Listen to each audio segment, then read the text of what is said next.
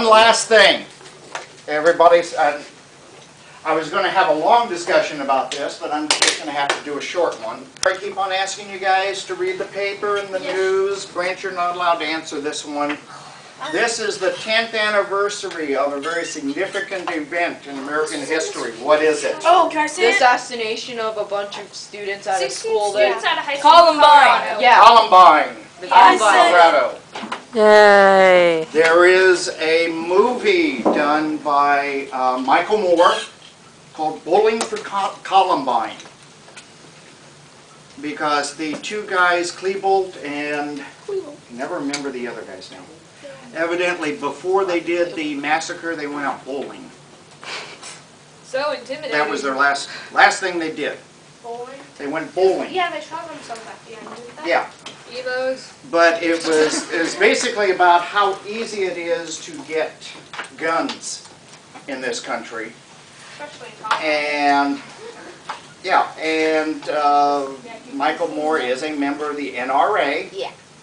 National Rifle The National Rifles Association, and he shows that in some states, if you buy something, you get a free gun to go along with it. Huh? They bought an item and they got a free gun. Yeah. Got shot In Texas, a teacher It was in Tennessee, could yeah, steal wasn't their it? gas. I don't know. I think it Legally. was. Field trip. Of course, in England and Canada, you're not allowed to have guns. Oh, well, Yeah. is it part of the Constitution or something that people? Well, okay, now here's the rub on this.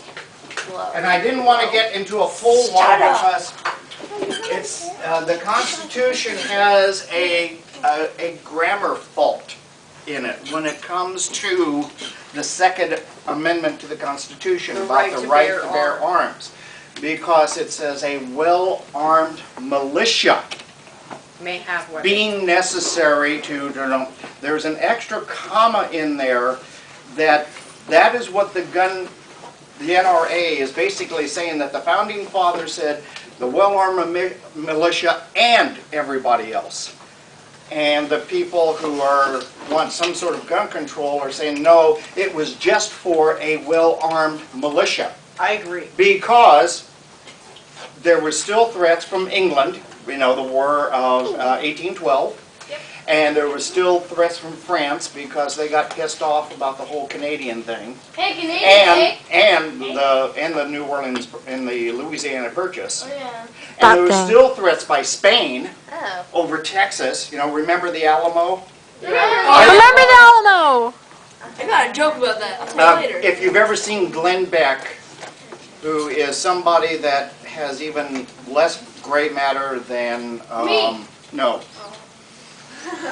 than what's Rush Limbaugh? You know, he says, you know, we should, you know, our big slogan for the tea parties that they had last week would be It was last "Remember week? the Alamo." But the thing of it is, we lost at the Alamo. FNC, remember? Remember We did not endorse these. Yeah, that's We're right. just supporting. Anyway, yeah. Why would you yell, remember the Alamo at a tea party when that's like the Boston Tea Party? Yeah. Like, remember the tea party! Yeah, and that was for the rich paying taxes back to England. Yeah. We're not paying taxes to England. Yeah, well, that was the Boston Tea Party. So in other words, everybody has history kind of like wrong, Messed up. but everything. Oh. So yeah, I just wanted to say today was the 10th anniversary of that. And since then, we have taken Code Red seriously.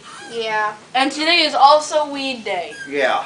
And I also, you know, I also wanted to talk about, how you guys feel about it, but maybe we'll have to do that afterwards. But Bowling for Columbine would be one movie that I would like to show you guys after we're published. Are we allowed to see it? Let's get published first. Sure. You know, one would be, like I said, All the President's Men, about Woodard and Bernstein, who did all the research that actually brought down Richard Nixon. Oh. True story. All these are true. Yeah. Bowling for Columbine would be one. Why are you looking at me when you're saying this? Why not? I want you to rant on it.